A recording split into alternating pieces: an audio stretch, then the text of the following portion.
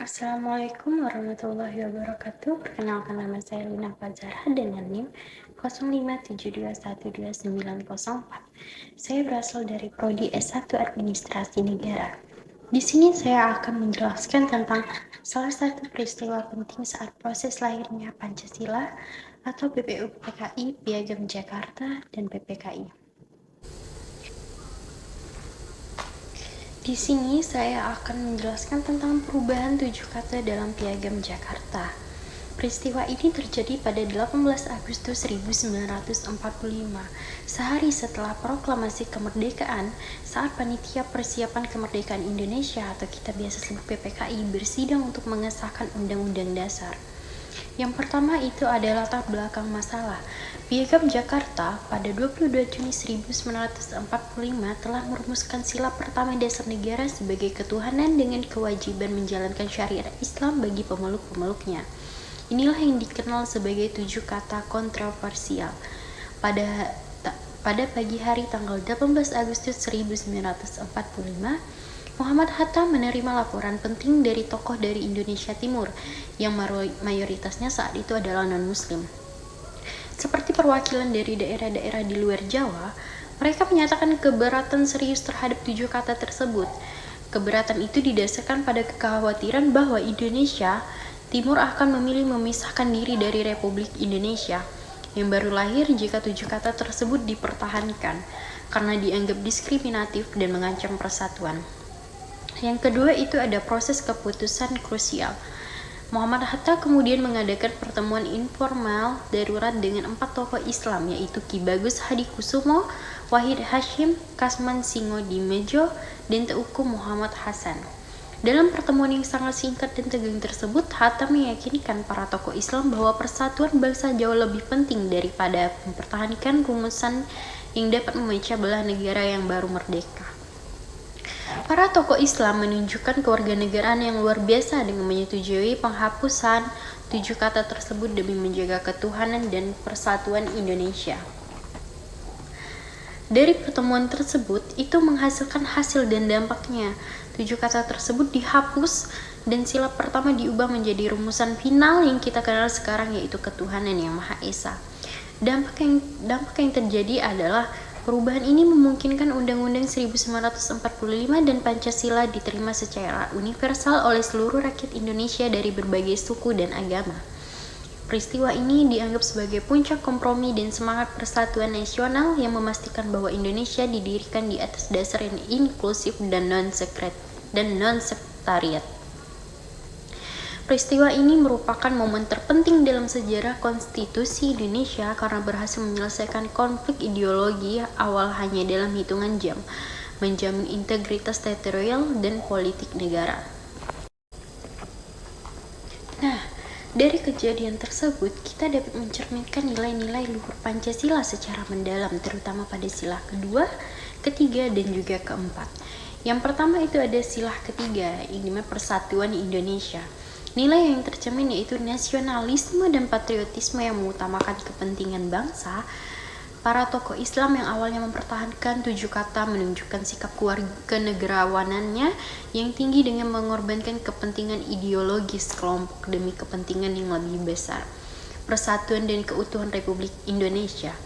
Keputusan ini mencegah perpecahan atau disintegrasi wilayah Indonesia Timur yang mengancam akan memisahkan diri, yang membuktikan bahwa persatuan diletakkan di atas segala-galanya.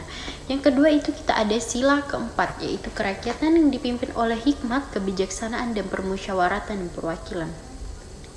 Dari ini, nilai yang tercermin kita dapat adalah musyawarah, kompromi, dan juga kebijaksanaan, di mana keputusan penting ini diambil melalui proses musyawarah mendesak yang dipimpin oleh Muhammad Hatta yang melibatkan perwakilan dari berbagai kelompok.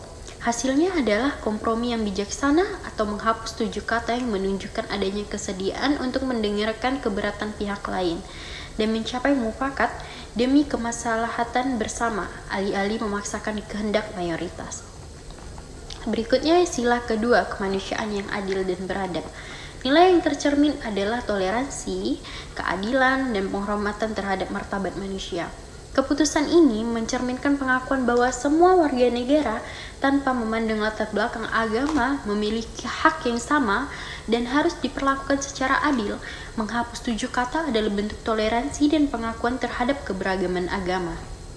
Memastikan bahwa dasar negara tidak bersifat diskriminatif dan menjunjung tinggi martabat warga-warga non-muslim. Berikutnya ada sila kelima, keadilan sosial bagi seluruh rakyat Indonesia. Nilai yang tercermin adalah inklusivitas dan pemerataan hak, di mana dengan merumuskan sila pertama secara inklusif ketuhanan yang Maha Esa, para pendiri bangsa menciptakan dasar negara yang adil, di mana hak dan kewajiban beragama dijamin untuk seluruh rakyat Indonesia tanpa membedakan penganut agama tertentu. Hal ini mendukung terciptanya tatanan sosial yang adil bagi semuanya. Nah, pada peristiwa perubahan 7 kata dalam Piagam Jakarta menjadi ketuhanan yang Maha Esa pada 18 Agustus 1945 memberikan pelajaran historis dan etika kenegaraan yang sangat berharga. Nilai-nilai ini sangat relevan bagi generasi muda saat ini, terutama dalam konteks keberagaman dan media sosial.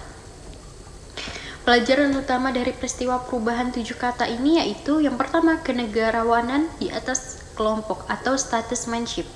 Pelajaran yang dapat kita ambil kali ini adalah para pemimpin pendiri bangsa, terutama tokoh Islam yang menyetujui perubahan, menunjukkan bahwa kepentingan bangsa dan negara yang lebih besar harus selalu didahulukan daripada kepentingan ideologi, golongan, atau kelompok tertentu. Yang intinya jangan biarkan perbedaan ideologis menjadi penghalang bagi persatuan dan cita-cita bersamanya.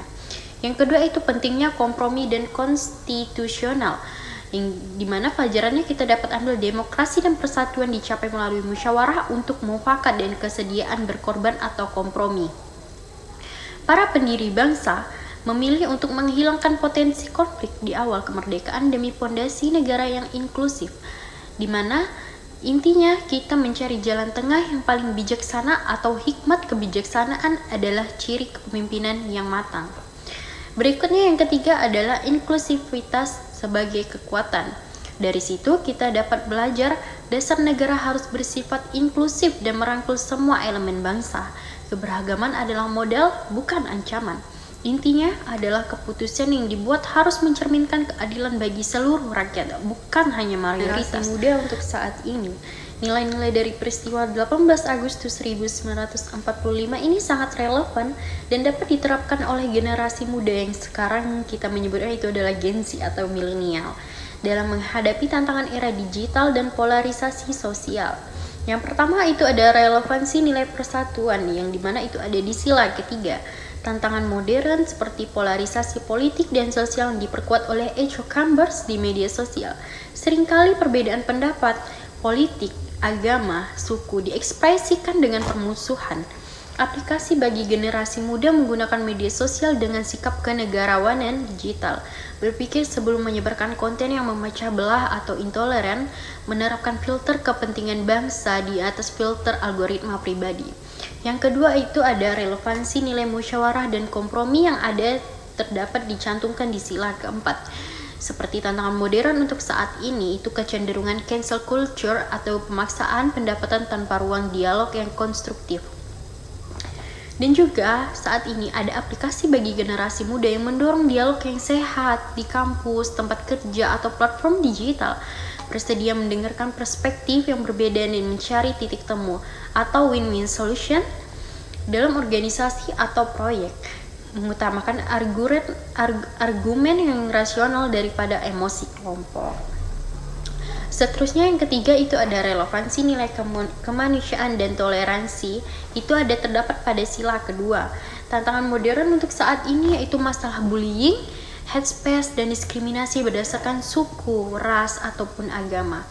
Aplikasi bagi generasi muda saat ini menjadi pelopor toleransi dan anti-diskriminasi, menggunakan empati untuk memahami kesulitan orang lain, dan secara aktif melawan segala bentuk ujaran kebencian di lingkungan pergaulan maupun digital.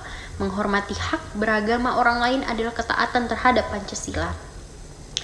Dari sini kita dapat menyimpulkan, bagi generasi muda, peristiwa 18 Agustus 1945 mengajarkan bahwa mempertahankan persatuan memerlukan pengorbanan ego dan ideologi. Menjadi warga negara yang baik dan era modern berarti menjadi penjaga kompromi historis ini. Memastikan bahwa ruang publik baik fisik maupun digital tetap menjadi tempat yang inklusif, adil, dan juga beradab. Terima kasih untuk kesempatan kali ini saya dapat menjawab pertanyaan untuk sesi 3 kali ini. Saya mohon maaf jika ada kesalahan maupun kekurangan dalam cara saya menyampaikan jawaban kali ini. Baiklah, saya izin undur diri. Terima kasih, mohon maaf. Assalamualaikum warahmatullahi wabarakatuh.